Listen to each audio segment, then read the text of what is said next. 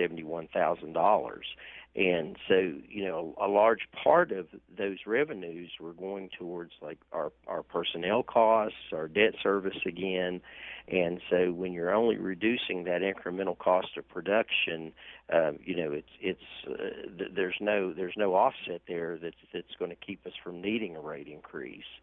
And on the wastewater side, we don't believe we're going to see any reduction in cost of treatment because, remember, Morgantown is a CSO community. That means we have a lot of stormwater that we're treating at the Star City plant. And with these rain events, we're not going to see any decrease in that production cost or treatment cost, rather. Mike, what kind of investment does it take to maintain quality drinking water so we can take it for granted every time we go to the tap? We can turn it on and we don't have to worry about it being tainted. We don't have to worry about it being, changing colors or catching on fire or any of the above, some of the horror stories you've heard, I'm sure. What kind of an investment does that take? Well, it's millions, Dave. Morgantown made a great decision several years ago. Jim Green was general manager at the time, and they said, we're going to move ahead with some really exciting new technology, microfiltration. Those upgrades were made at the treatment plant, and the results speak for themselves. I mean, you have a great quality of water that comes out of that treatment facility to serve Mon County.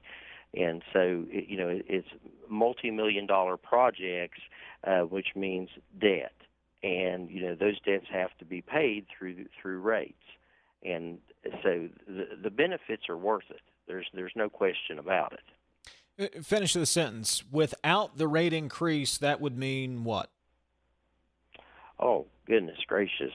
Without the rate increase, that means we're going to delay projects, capital improvement projects. Those are going to be put to the wayside. Maintenance projects are going to have to be rebalanced. And so, those dollars are coming out. And that could even get us down into what we're going to have be able to pay for personnel and contractors and so forth. So it would hurt MUB. It would hurt the community. I want everybody to understand, MUB is not a private utility. Okay, we're a public utility. There's no stockholders. There's no rates of return here. Our dollars come in. They come into MUB, and the vast majority of those dollars are invested right back into the system. Morgantown Utility Board General Manager Mike McNulty. Mike, what do you want to leave listeners with here before I let you go? Well, I want to leave our listeners to know that we're watching their dollars every day. We're doing the best we can every day. We monitor our expenses, and we would never go to City Council and ask for a rate increase if we couldn't justify it. And the numbers speak for themselves. We know what we have to do. We've got to get ahead of this closure at Milan, because once you get behind, it's almost impossible to catch back up. And we've put this off for well over a year now, and with Milan's closing, it just compounds the issue. And we just want to make sure that we are a very solvent, viable utility, and we're going to be able to, for many, many, many years down the road, keep upgrading our system and making sure that our customers have the best quality potable water, and we're treating that wastewater and putting it back in the Ramon River. And we just want to make sure everybody understands that we are working hard every day with your dollars. Mike, I appreciate the time this morning. The rate increases will be on Morgantown City Council's agenda for its regular meeting. That meeting, I believe, will be August 10th, coming up next month. Mike, I appreciate the time this morning. Thanks for the explanation. We'll talk again soon. Thank you, Dave. Appreciate it. Anytime. Talk of the Town, back in a moment.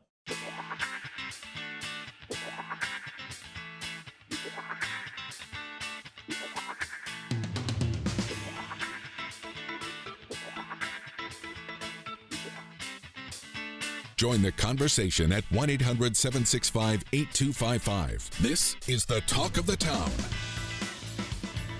Hope that answered most of your questions. I was trying to summarize. Several texts were the same or in the same general idea, so I tried to summarize some of those into one question. Let me see. Click through here real quick. I think I got to most of them. We'll have more time to talk about it. Again, that's going to come up in front of Morgantown City Council next month, so we'll have time to dive into that subject again. 304-TALK, 304 is the text line, 800-765-TALK, 800-765-8255 is the phone number. Saw this story, and, well, it intrigues me, and we only have a couple of minutes, so I thought I'd bring it to you.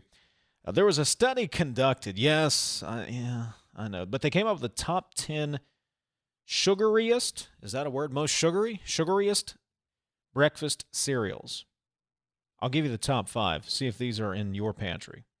A tie for 5th, Captain Crunch, Cocoa Puffs, and Count Chocula. Captain Crunch fan. Gotta admit, I'm a Captain Crunch fan. Number 4, Captain Crunch, Oops All Berries. Number 3, Kellogg's Fruit Loops with marshmallows. Can't say that I've ever had that. Fruit Loops, yes. With marshmallows, no. All right, here's your 2 top sugariest cereals. Number 2, Golden Crisp, 52% sugar. Oh boy. Do not like Golden Crisp. Hate the Honey Bear. And number 1, Honey Smacks, 56%. The product has 15 grams of sugar per serving. Sugar Smacks. Or Honey Smacks. Don't like that cereal either. I don't like Honey Smacks. Don't like Golden Crisp. Don't like Honeycombs. No. Give me Cinnamon Toast Crunch. Honey Bunches of Oats. Right up there on my list of top cereals. All right. Let me check the text line. All right, amateur comedian texting into the show. I'll leave you with this before we commence with talk line. Dave, have you heard about the bike downtown that's running over people? It's a vicious cycle. And I don't have my wrench shop queued up because I'm in the other studio. All right, that's going to do it for me today. Filling in for Hoppy again today, Metro News Talk Line. We'll talk to Brad McElhenney, Coronavirus R. Clay Marsh at 11:06. Yes, we will get into masks. Mike Nolting actually going to be filling in on this show for me tomorrow and Friday. I'll still be doing Talk Line. We'll talk to you then. Talk Line is next.